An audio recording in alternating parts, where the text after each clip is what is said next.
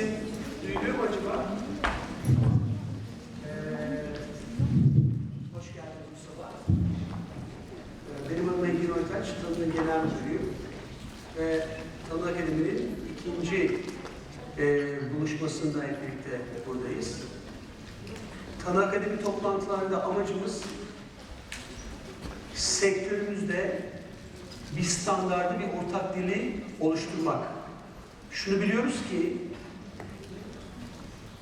bizim sektörümüzde CRM, müşteri verisi, dijital pazarlama sektöründe her gün bir yenilik var. Şu ekranda gördüğünüz gibi bir sene içerisinde Omnichannel'dan Beacon'dan Big Data'ya, Localization'a gibi terimlerle boğuşmak zorunda kalıyoruz.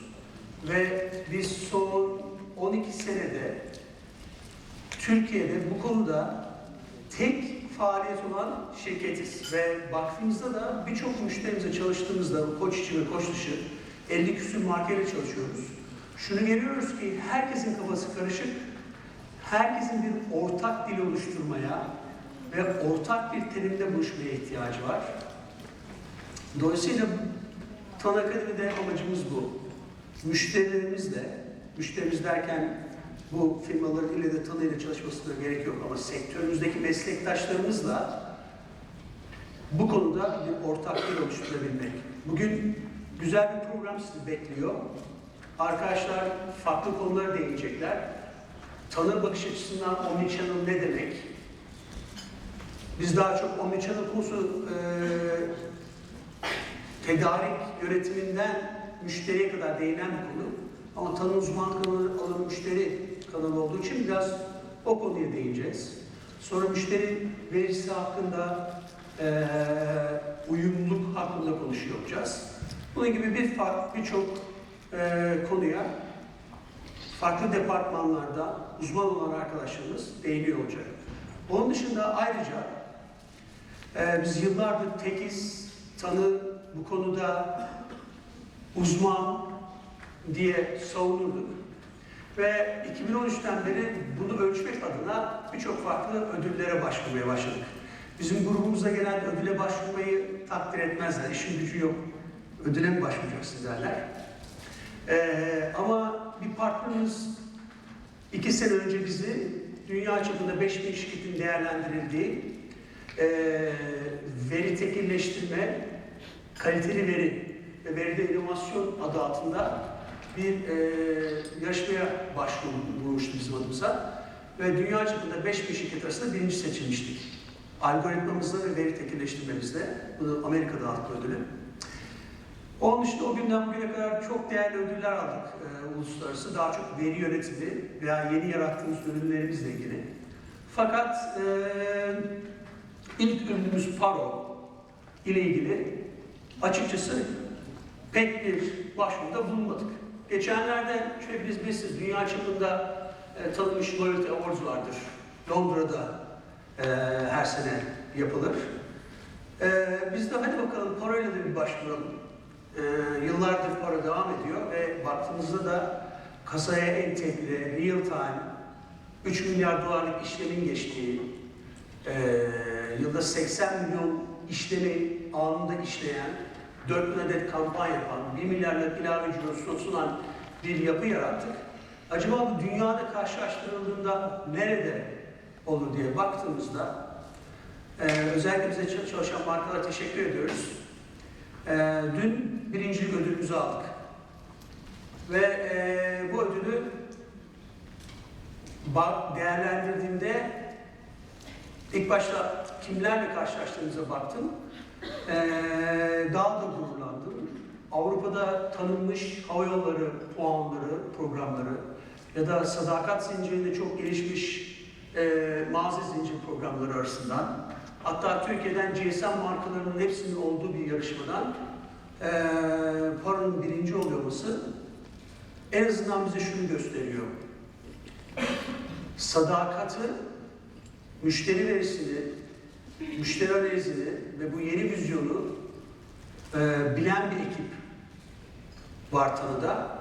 Ve biz Türkiye çapında değil, global çapta işler yapıyoruz ve Türkiye'de müşterilerimizle birlikte de gerçekten hem Avrupa'da hem Amerika'da takdir edilen sonuçlar çıkarıyoruz. Bunun için hepinize çok teşekkür ederim. Ve sözü sanırım Ahmet'e bırakıyorum. Teşekkürler.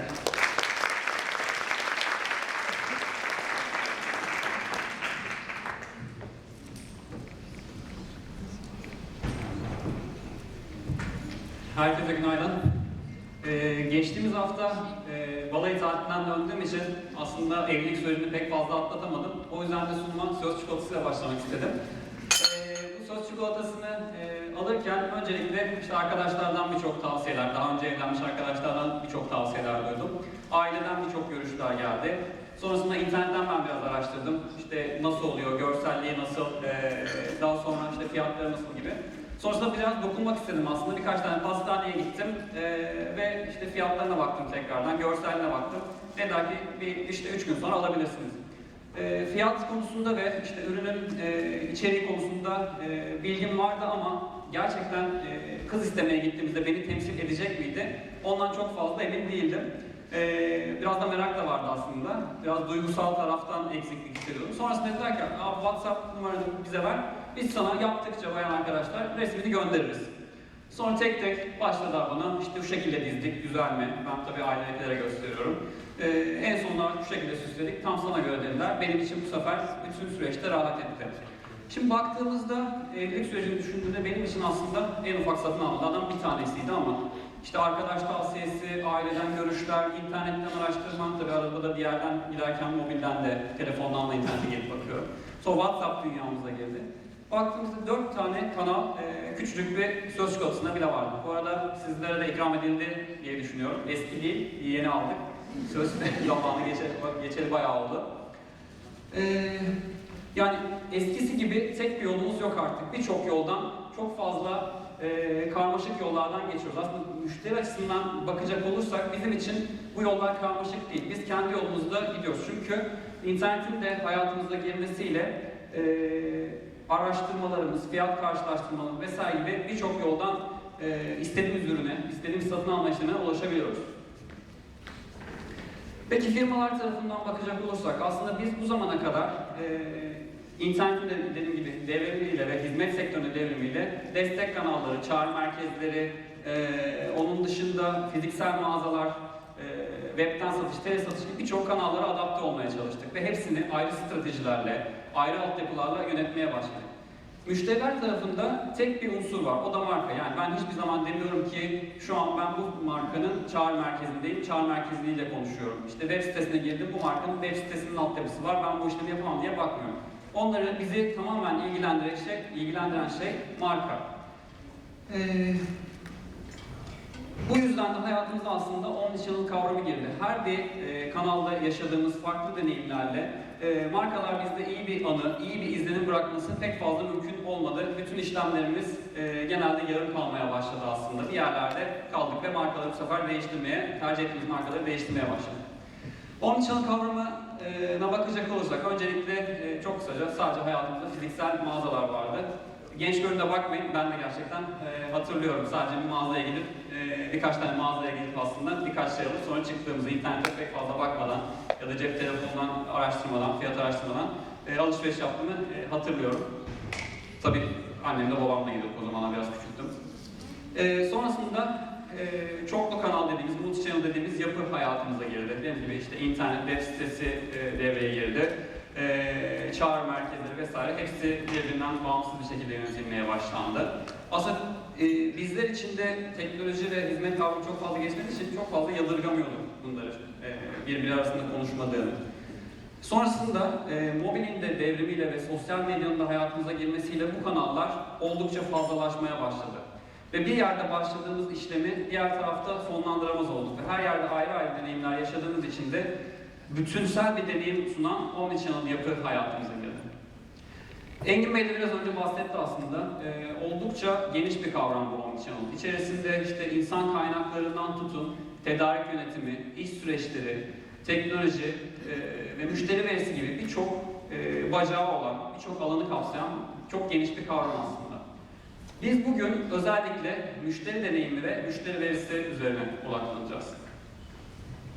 Biraz araştırma sonuçlarına bakacak olursak, geçtiğimiz sene 2014 yılında 124 tane perakendeciyle yapılan bir araştırmada Omnichannel yapıyı kurduktan sonra bunun nasıl etkisi oldu diye baktıklarında %66 sadakati artırdığı ve müşterilerle olan etkileşimi de %40 oranında artırdığı görülüyor.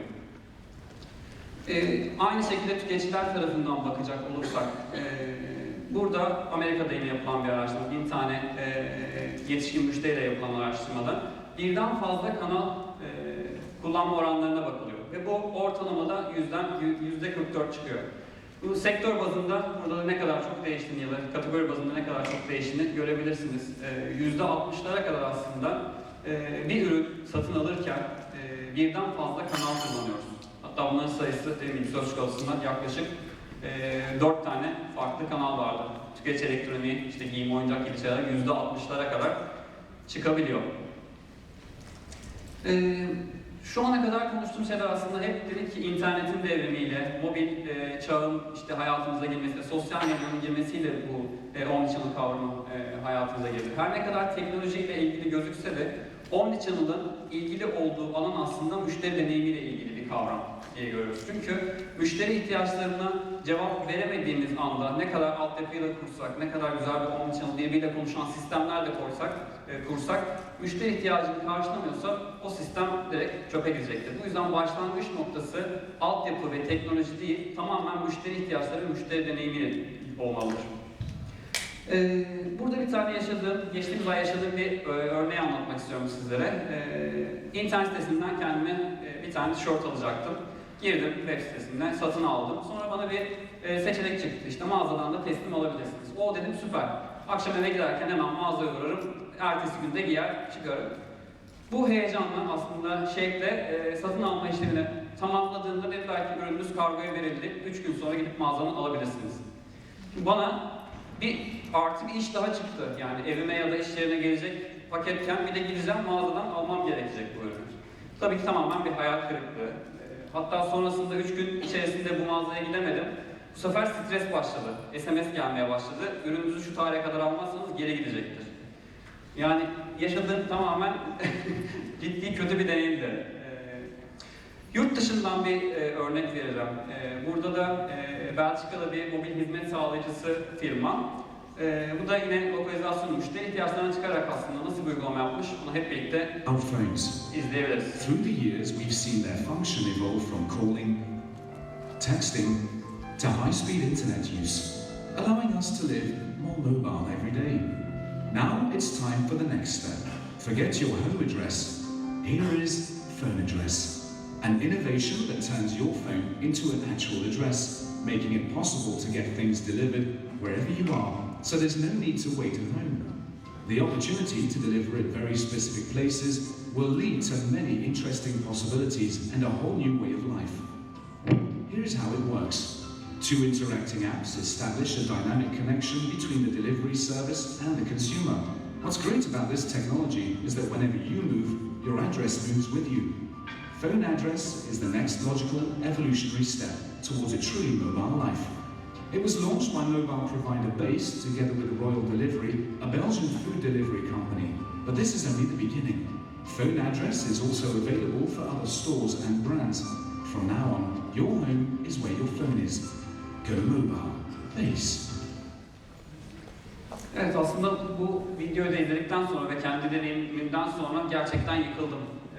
Yani adam şortu giyiyor, olduğu yere şort geliyor, denize giriyor ya da işte kız arkadaşı pizza yiyecekken yanına bulundukları yere geliyorlar. Bense mağazaların peşinde koşmaktan, bir de SMS almaktan bayağı bir yıkılmıştım.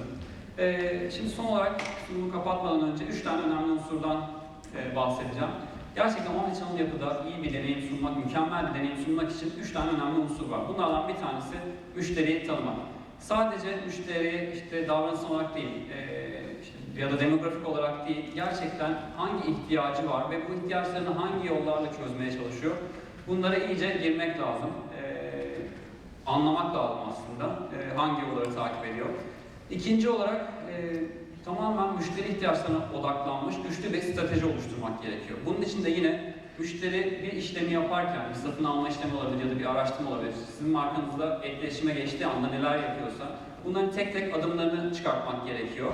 Ve buradan da güçlü bir Omnichannel stratejisi oluşturmak gerekiyor. Bununla ilgili Matthew birazdan sizlere müşteri deneyim yolculuk haritası ile ilgili bilgiler verecek. Bunu nasıl yapacağımızı anlatacak.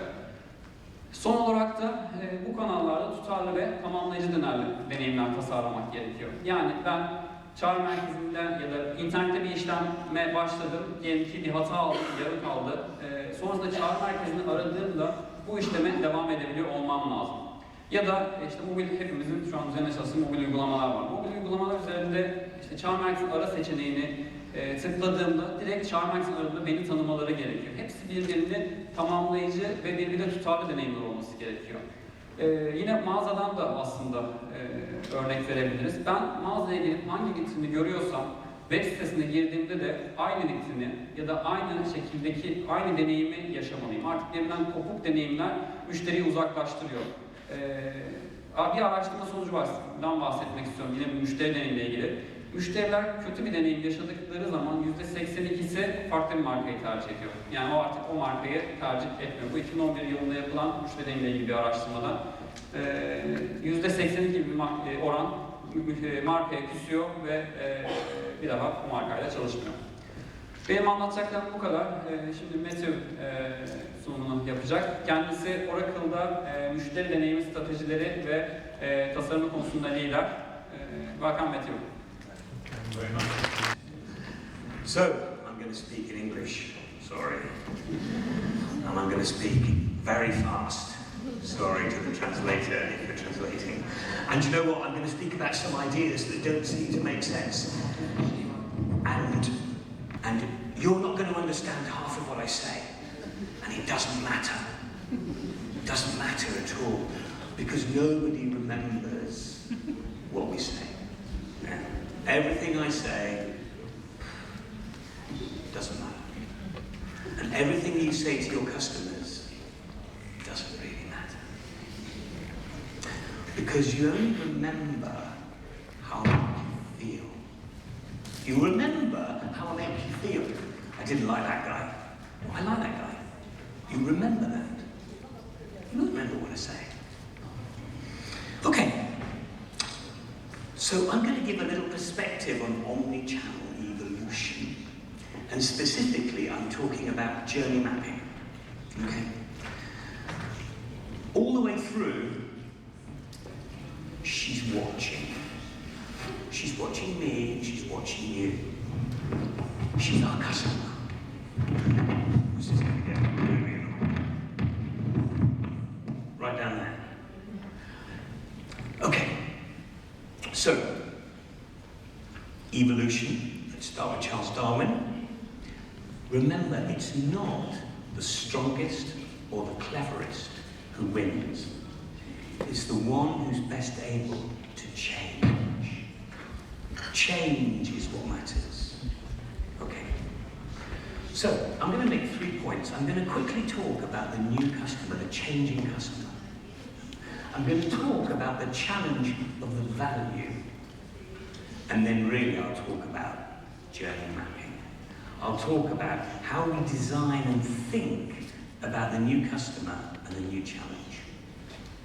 So let's talk about the new customer. This is quiet. So 500 years ago, Copernicus made a really important observation where he recognized that actually the sun, not the earth, was the center of the universe. And we were going around the sun. This is really important for maths and physics and philosophy and religion. There was a new center. And then 250 years ago, James Hargreaves introduced the first machine. Suddenly our society and our economy, our population moved from the country to the city, labor-intensive to capital-intensive. The whole way we organize around the machine changes. There's a new orbit. These are important moments in human history. 25 years ago, Tim Berners-Lee introduced the internet. He didn't introduce computing. We had computers, but they were the computers of the industrial age, automation and factories. This was different. The internet connected people, information and things, democratized, federate in a new way. And what happened 25 years ago was a very important revolution, where she moved to the middle. There's a new orbit now around her, new behaviour, new expectations, social, mobile. Suddenly the planets, us, our companies, our planets, are moving in a new orbit, crash and burn. If you don't change the new orbit, you die. This is a really significant moment in human history. She's in control. She hasn't got much time, she hasn't got much money, she hasn't got much trust. Why should she give it to you? Forget about her money. You're giving me your time.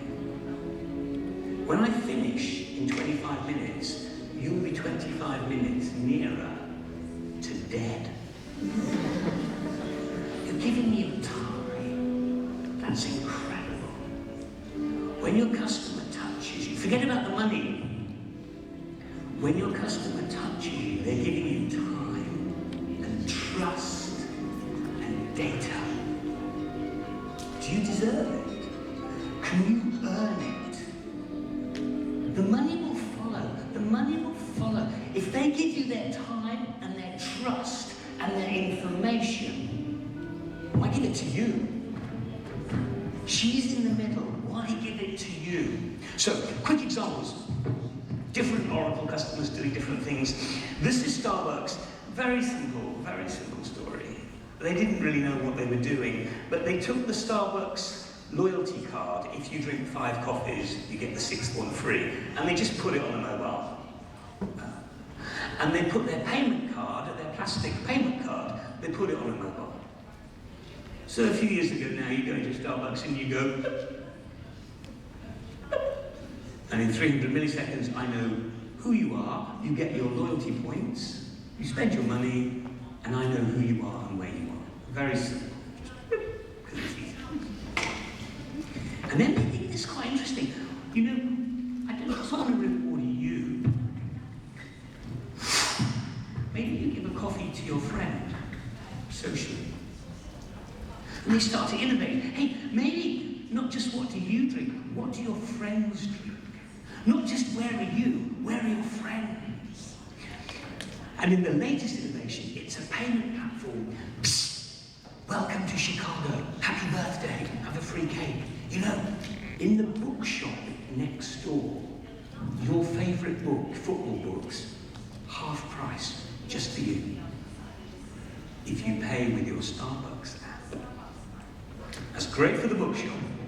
It's great for you, you've opted in. And it's great for Starbucks. And what's happening is I'm a Starbucks customer. That's what I start to think every loyalty program, every cup of coffee should be like. A completely different example. She doesn't just drink coffee, she wears shoes. Another Oracle customer, this is Nike. Nike doing shoes, it's hard to set yourself apart with shoes. And so they launched the Fuel Band. Some years ago, the first of the wearable Fuel Band. And what they realised is, it's not the shoes, it's the sharing, it's the connecting, it's the data. And they start to invest in Fuel Band, and it becomes a fashion statement. Everybody wants a Fuel Band. Yeah? And now everybody has a Fuel Band. What are Nike doing? No more Fuel Band, no more hardware. They want the software. They want the connection. They will do the software. Let somebody else do the hardware. They're testing, they're trying, they're thinking, they're connecting. And now they're doing all the new stuff. They're doing the personalised shoes. Oh yeah, what colour do you want? Everybody in her netball team wants the personalised shoes in the right colour, and it's her size, and it's her style. Whoa, fantastic. This is the new thing. Delivered to you in 6 weeks? It's ridiculous. It's okay. Soon it will be 6 days. Soon it will be 6 hours. But they're connecting, they're testing, they're trying. Every shoe, every coffee. That's how I connect, that's what I need, this is the new world. Last one. B2B. She works in a big engineering firm, moving machines around the world. Maersk is a shipping company. Using social in a totally new way. Across about 6 or 8 properties now, the shipping line is connecting people and things and places all over the world. This is 1 month of tweet. Across 8 properties, what they're doing is they're connecting people at sea, and they're connecting packages and places and people using social in a totally new way. It's really interesting. And what happens is they've become a destination site. If you want to know what's happening at sea, you go to Maersk. 1.7 million Facebook likes for a B2B shipping line. That's ridiculous. So why am I telling you this? Companies who are doing less to her, and they're doing more for her. Why am I telling you these stories of connection? Well, I'm telling you because they're Oracle customers and they're cool, but I think there's something else happening here. There's something happening here about the connection they're making. They're moving from the physical to the virtual.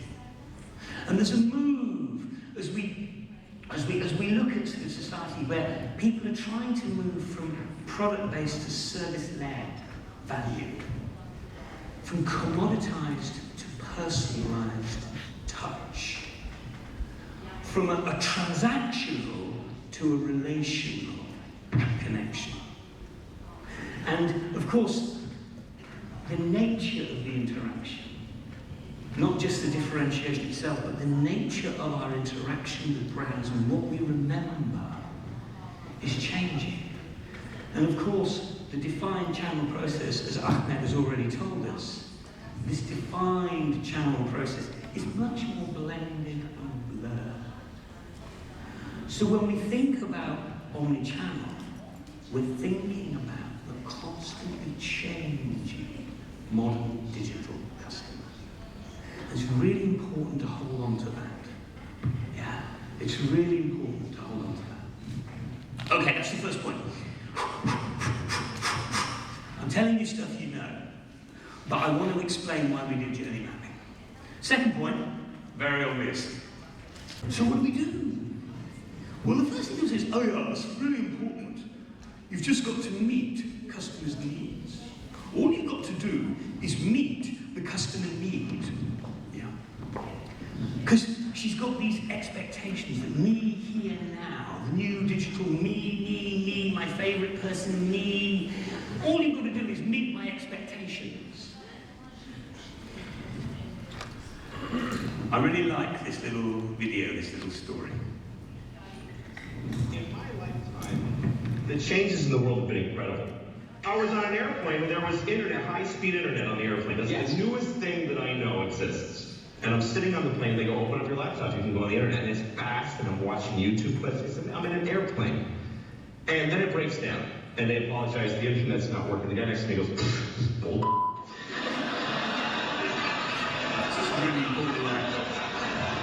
Like how quickly the world owes him something he knew existed only 10 seconds ago. Look, you're flying!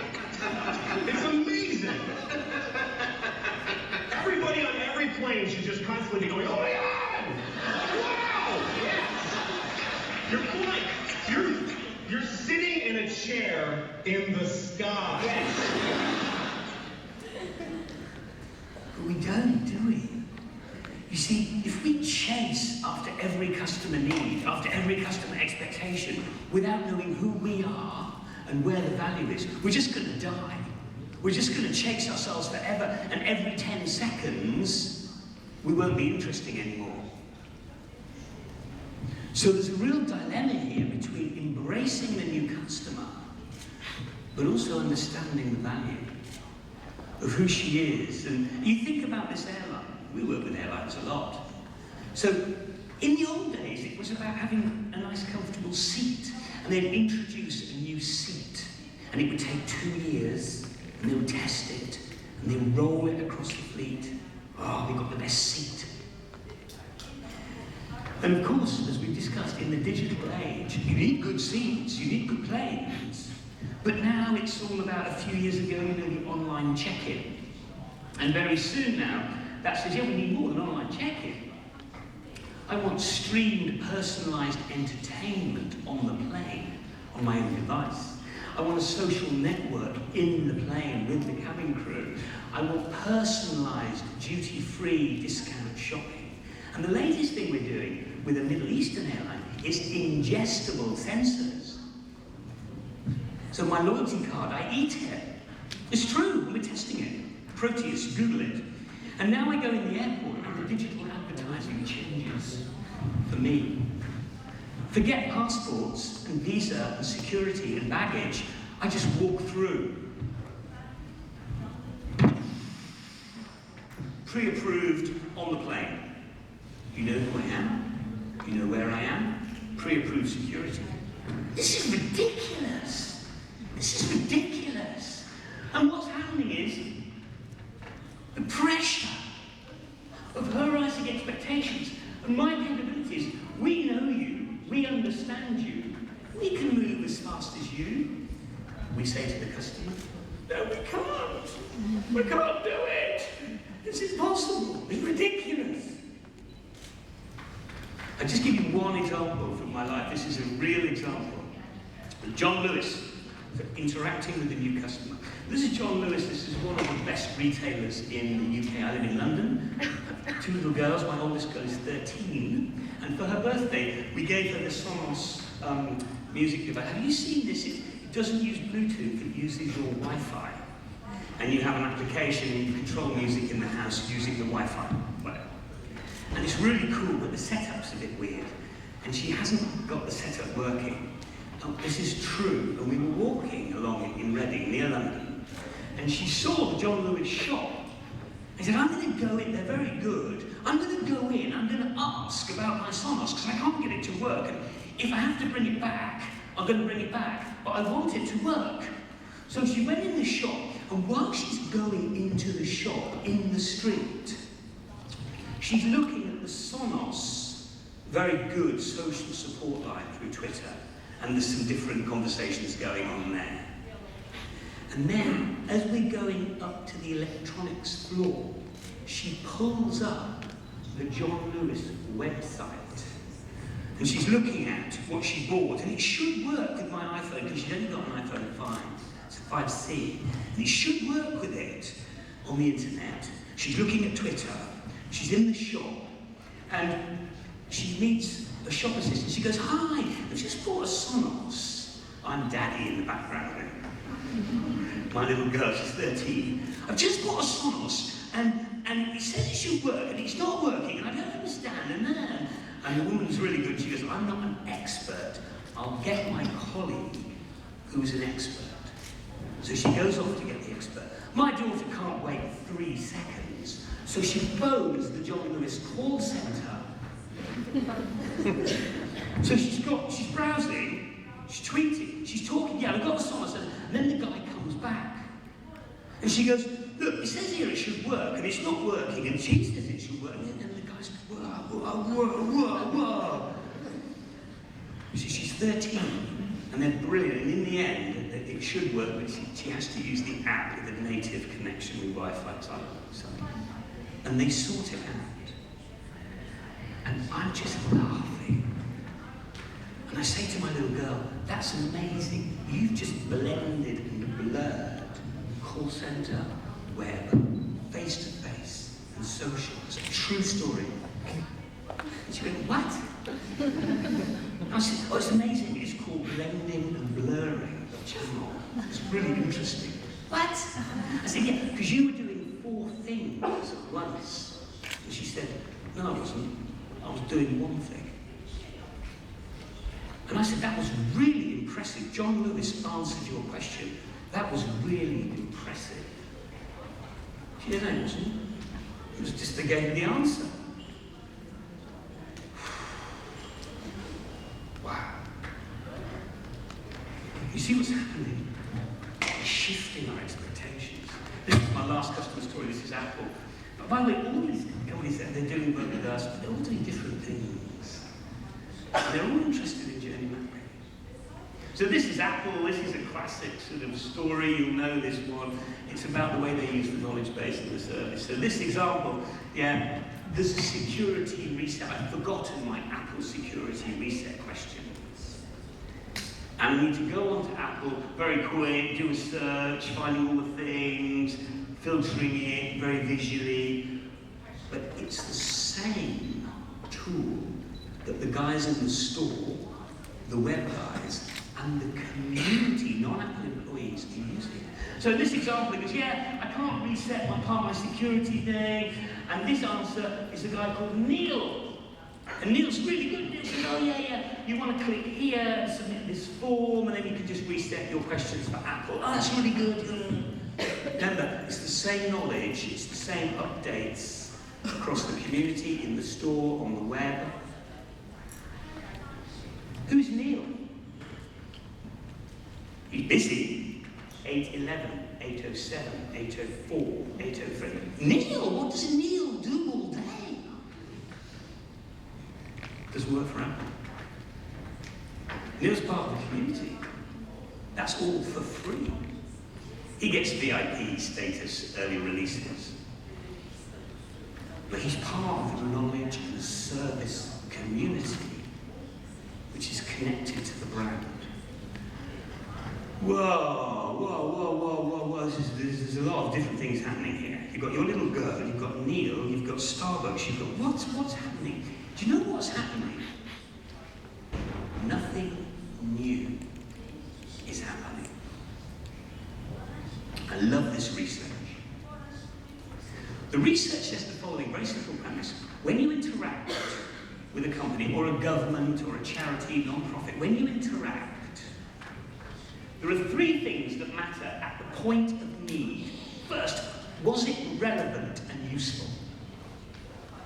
If it was it simple and useful? And if it was it engaging and meaningful? Don't try and be so dazzling that it gets in the way of being simple. But don't be so simple that it gets in the way of being useful. Every interaction must be useful, simple, and ideally engaging in that order. So that's the premise.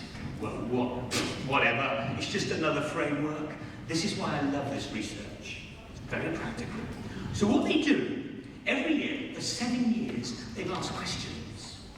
After interactions, they say, was it useful? Was it simple? Was it engaging? They ask 3 questions across a whole range of industries. 80 retailers, 76 hotels, 70 banks, 60 airlines.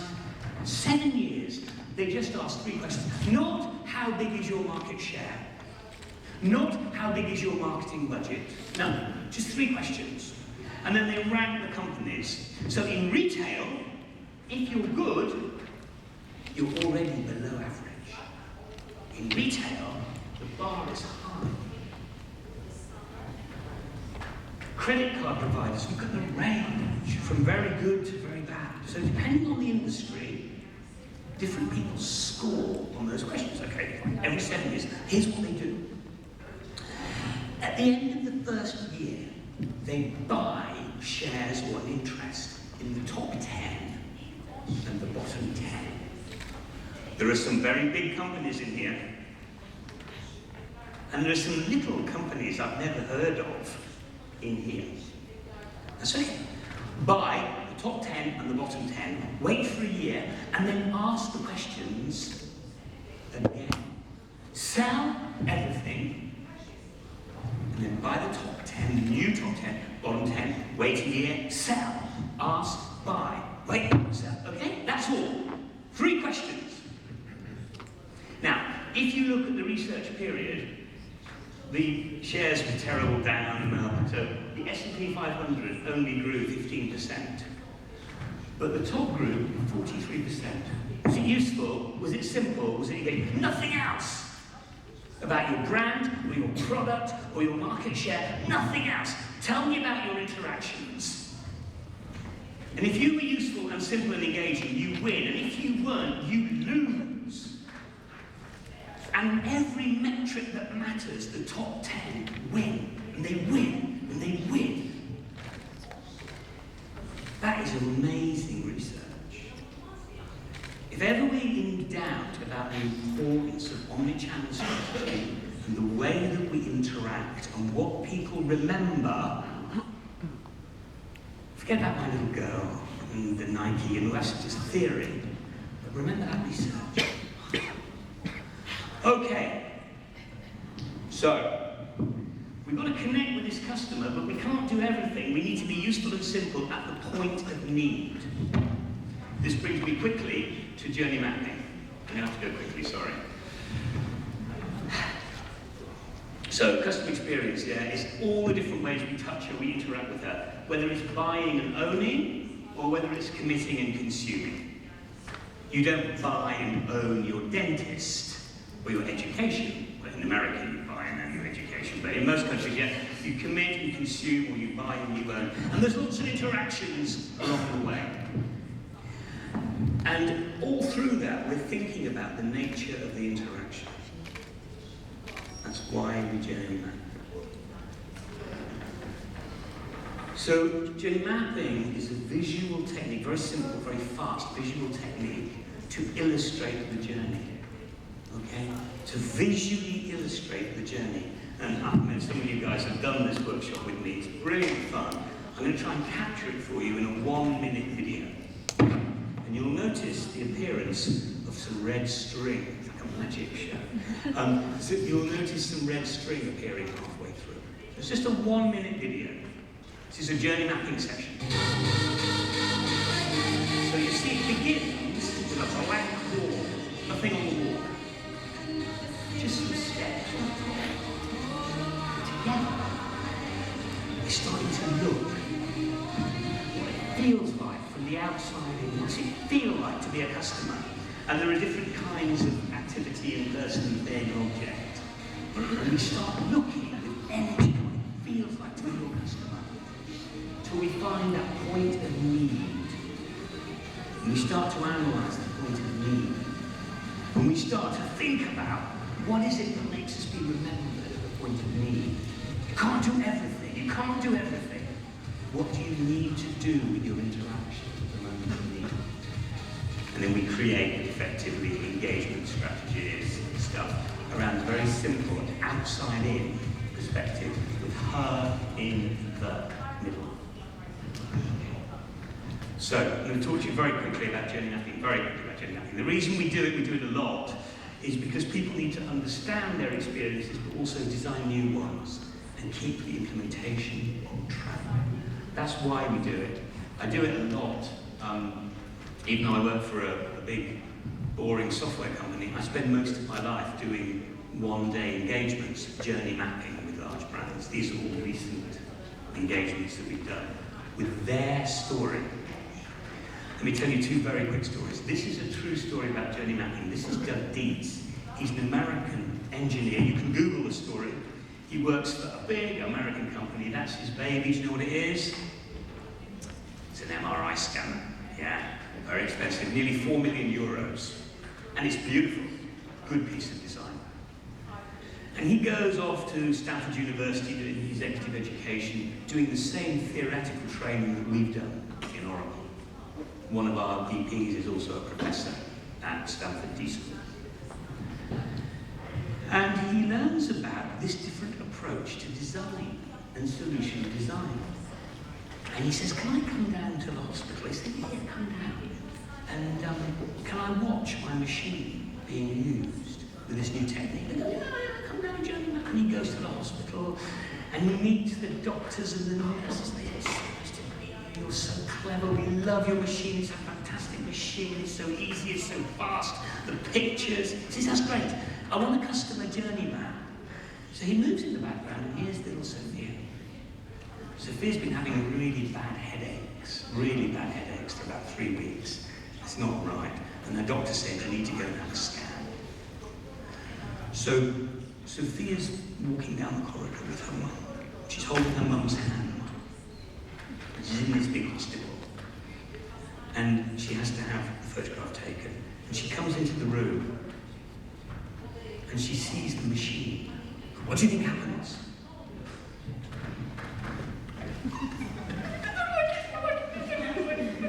But the nurse is really good and her mum's really good. They come and they go, don't be is watching this. Doug is watching this. And the nurse and her mum are really good at it. It's okay, it's just a machine. Take a photograph of your head to make you better. Put her arm around her. And they get her to the machine. They just got to climb on, and you've got to lie still for a few minutes. And she said, I'm not going in there, I don't want to go in there, I don't like it. She holds her mum. And I said, come on. And she's fighting, and her mother's crying. And the nurse is crying. She won't sit still. And she won't. And in the end, they call up, the guy comes down, the anaesthetist, bang! Sedates. He has to sedate. They need the picture. She must lie still. She has a need. She needs a photo. Doug is watching this.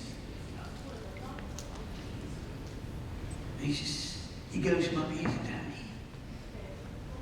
How often does that happen? Is there with children? 80% of the time. Yeah, children, 80% we have to sedate.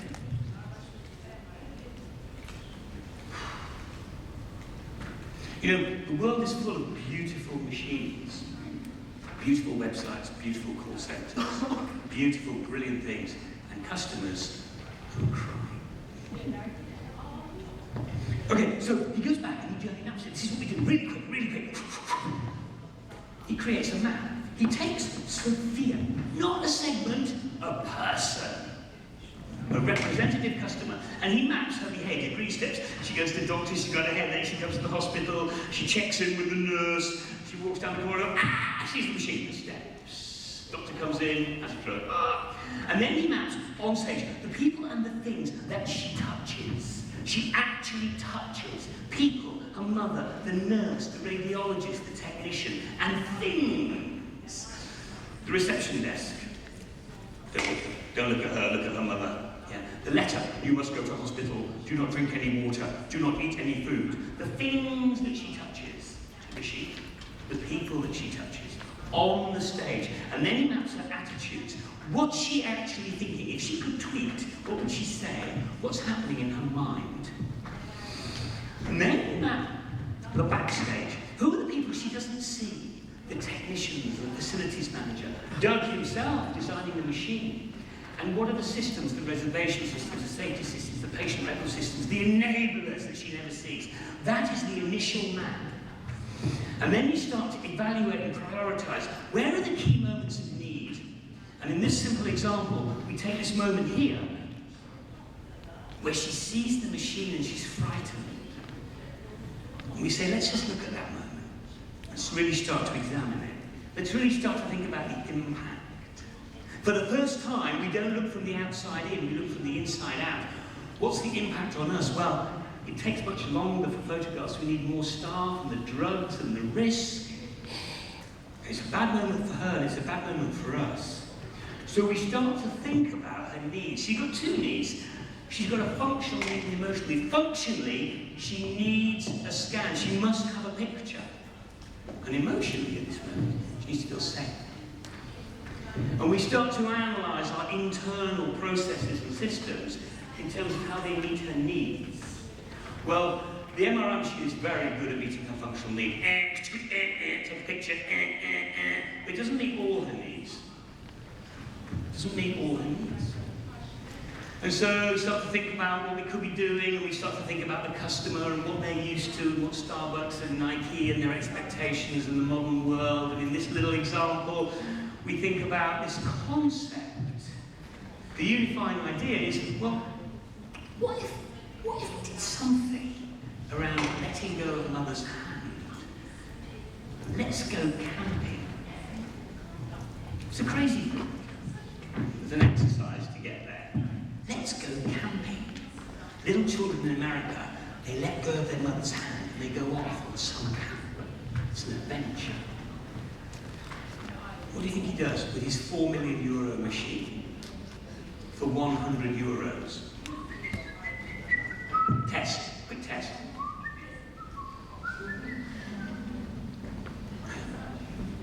And then they test a few other things as well, it's quite interesting. And then they start to think about the idea actually going across the base. You see, let's just think, you know, look at the letter at the beginning. Do not drink any food, do not drink any water, do not eat any food. Yeah.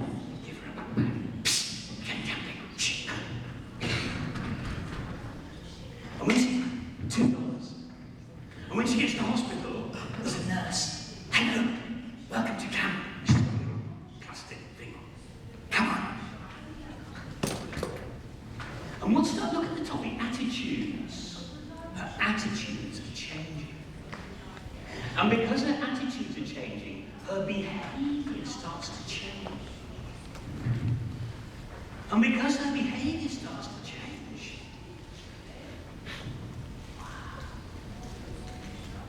the results start to change. Do you know in the test group was 80%? What percentage of children now are sedated? Less than 5%. That's real money on a €4 million machine. Throughput, staff, risk, insurance. We don't do journey mapping because we love little girls. We do love little girls. I love little girls. I love little girls. But we don't journey map just because we love people and we want to be all nice. It works because the power, the decision to go through the machine, the commit, is all hers. And if she doesn't go with you, you're dead. You see, you can't say, oh, I'm going to change market share. It doesn't mean anything. You've got to change customer behaviour. You've got to change customer attitude. And the experiences you deliver in your channels are a primary driver of their attitude to you and their behaviour around you. And it's proven to drive results. One example, then I finish. This is a customer, a major telco. This is their journey. We toured. We analysed considering and purchasing a complex bundle, broadband bundle, and then installing and using it. And this was their journey, and with the team, 6 teams, we dropped 6 different strings, and then we started to analyse what was actually happening at the 6 different points.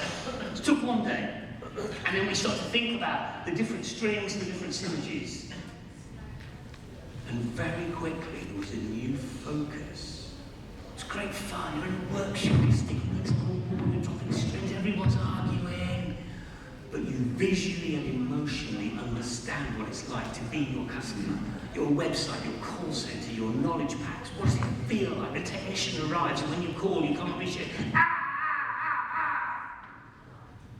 And yet they've got a brilliant broadband offering. And so then you bring together a kind of vision for where do you start with your technology projects? Which pieces really matter? Create sustainable value. How do you organise your platform? That's why the journey map. That's why Oracle, biggest enterprise software company, blah blah blah.